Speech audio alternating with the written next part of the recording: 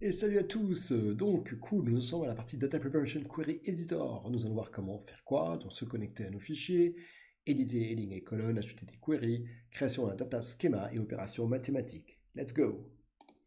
Première chose, nous allons travailler avec des données. Vous vous souvenez qu'on peut faire un get data pour récupérer les données, mais nous, on va le faire à travers le transform data. Donc, on va ouvrir le Query Editor. Donc, je vais vous montrer sur quoi on va travailler. On va travailler sur des fichiers ici de population. Donc je vais aller dans mon Power BI ici, je vais aller dans mon Query Editor et là dans Source ici j'ai des populations. Donc vous voyez que j'ai plusieurs fichiers et si par exemple, je sais pas moi j'ouvre celui-ci là, on peut l'ouvrir directement avec Notepad, ce sera plus simple, plus rapide que de l'ouvrir avec Excel. Donc si je l'ouvre ici avec Notepad, voilà ici, vous voyez que c'est un fichier CSV avec de la population. D'accord? Donc population, ça veut dire c'est des informations par rapport à des chiffres concernant la population. Donc là j'ai trois fichiers et là je vois ici pot male, femelle, etc. Tout. Voilà, donc ça c'est donc les fichiers sur lesquels on va travailler. Et il y en a trois ici. Là il y a country code région hein, avec les différentes régions ici qu'on a.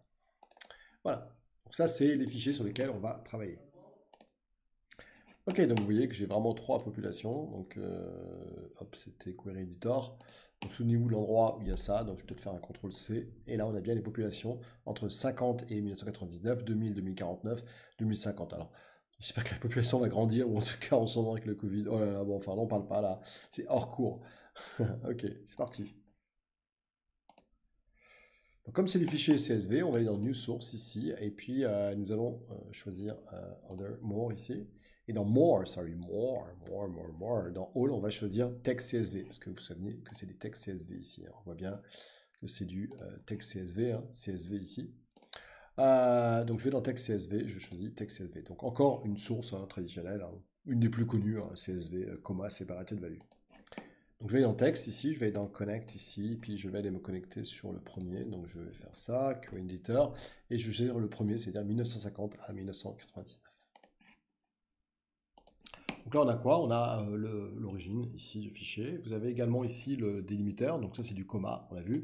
Et puis là, il n'a rien détecté. Pourquoi? Parce que vous vous souvenez qu'on avait dit de rien détecter.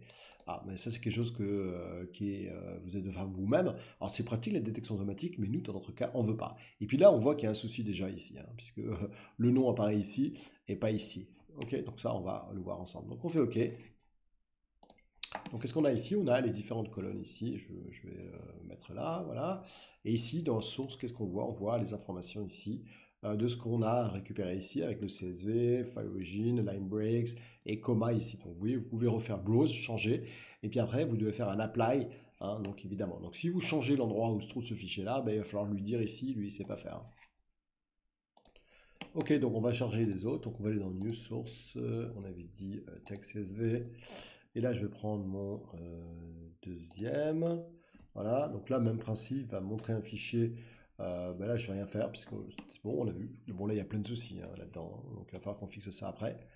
Et puis, on va aller ouvrir le troisième. Donc, on fait New Source File. Et vous voyez, comme ça, vous pouvez les ouvrir. Et le dernier, c'est de 2050 à 2100. Bon, je ne pense pas que je serai encore en vie, quoique on est en 2022. Ouais, bon, allez. Je pense que je verrai Windows 49, enfin je sais pas quoi. Enfin bon, voilà. Ok, et là je mets mon troisième fichier. Pareil, ici je viens d'ouvrir mon troisième fichier, donc je fais OK, et voilà. Donc là j'ai mes trois fichiers. Ok, qu'est-ce qu'on a comme souci déjà ici? Ben, vous voyez qu'ici j'ai ma première ligne ici avec le nom des colonnes ici. Et donc il va falloir que je supprime celle-ci. Et moi ce qui m'intéresse c'est celle-ci. D'accord? Et donc après vous imaginez qu'à un moment donné on va aller dans Use First Row as a Header. Donc là, j'ai enlevé cette colonne-là ici. Donc il y a plusieurs solutions. Je peux faire évidemment remove colonne si je veux ici. Donc là, c'est relativement simple. Donc là, c'est la première chose que je peux faire. Donc là, remove row, pardon. Ou alors, je peux aller ici. Et puis, je peux lui dire évidemment de m'enlever évidemment une ligne que j'ai pas besoin. Donc là, je peux aller là. Et puis, je peux aller dans remove top rows ici. Et je peux lui dire qu'il me vire la ligne numéro 1 parce que c'est celle qui ne m'intéresse pas. Alors ça, c'est une possibilité que vous avez. Et là, pof, il vous vire la ligne numéro 1. Ce qui est intéressant quand vous enlevez des colonnes également, si vous avez ici dans Remove Rows, vous avez un truc que j'aime beaucoup, c'est Alternate Rows. Donc ici, pourquoi c'est intéressant?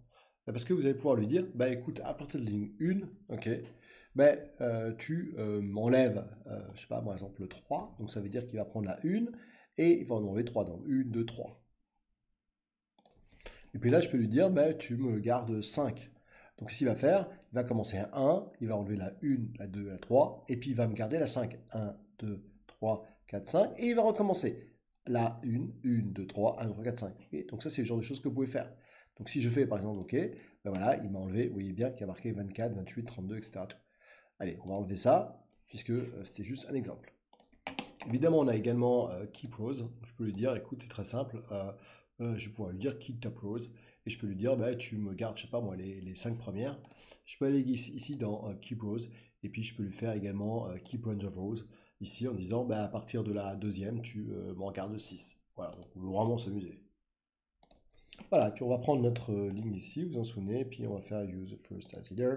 Voilà, et là, on a évidemment correctement le nom des différents premiers champs, les headers de notre document. On va juste faire la même chose pour les autres. On va aller là, on va aller ici, et puis on va faire ça. Voilà, et on va faire la même chose ici, tac, et voilà, comme ça au moins on est propre partout au niveau de nos datasets. Ok, maintenant on a un problème, c'est que si on prend ici, on voit qu'on a des NA. NA, c'est pas des erreurs, hein. C'est pas comme si justement on va pouvoir gérer les erreurs, hein. Non, c'est pas ça. Ok, parce que dans Remove Rows, on pourrait aller là et puis on pourrait enlever les erreurs.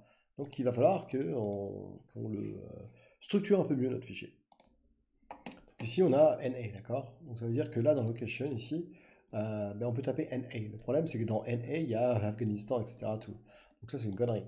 Donc je vais aller directement ici, puis je vais supprimer NA ici tout simplement. Donc le son c'est trié, donc c'est simple à trouver. Et là je vais l'enlever, et puis je vais faire OK. Donc là je vois qu'effectivement il me l'a enlevé. Ensuite faites attention à cette petite ligne verte ici. Ligne verte, vous voyez que quand vous allez là-dessus, dans les différentes informations, ben on a les informations ici, comme quoi tout est bon, vous voyez c'est vert. Par contre là, il y a un problème, c'est ici. Je ne sais pas si vous voyez, mais là il nous dit qu'il y a 989 valides, 86%, mais qu'il y en a 11 qui sont empty. Et là, c'est pareil ici. Vous voyez, si je vais dessus, il me le dit. Donc ça veut dire que j'ai des problèmes ici dans ce dataset. Et puis je peux le voir normalement, parce que s'il me dit qu'ici que c'est empty, eh bien si je vais vers le bas, je devrais avoir évidemment, voilà, donc tout ça, vous voyez, c'est empty. Donc là, évidemment, c'est un souci. Donc vous voyez que vous avez tout de suite l'information ici visuelle. La première chose, c'est simple, hein, c'est d'aller ici, là, et puis vous faites remove empty. Si vous faites ça, ben, tout est vert. Et là, je le vois parce que quand j'ai changé tout à l'heure, quand j'ai mis d'enlever les lignes qui sont vides, eh bien, il a appliqué un filtre. Et le filtre, je le vois ici. Le filtre, c'est qu'il a enlevé tout ce qui est nul et blank.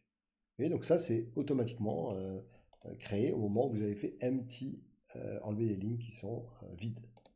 Voilà, on peut également aller là, il y a une autre solution, c'est d'aller dans Remove Row, et là on peut enlever les blank rows. Okay, donc si on fait ça, pareil, eh bien vous voyez que c'est vert actuellement. Donc deux possibilités, soit d'aller ici, enlever tout ce qui est blanc, soit de le faire comme on a fait, c'est-à-dire, attendez, on va enlever ça à nouveau, soit d'aller là-dedans et puis le faire manuellement, ou alors vous pouvez là-dedans et puis enlever les blanks ici. Hein. Donc si j'enlève les blanks, ok, pareil, ça va pareil, tout va être en vert. Hein. Donc il y a vraiment plein de possibilités ici de le faire.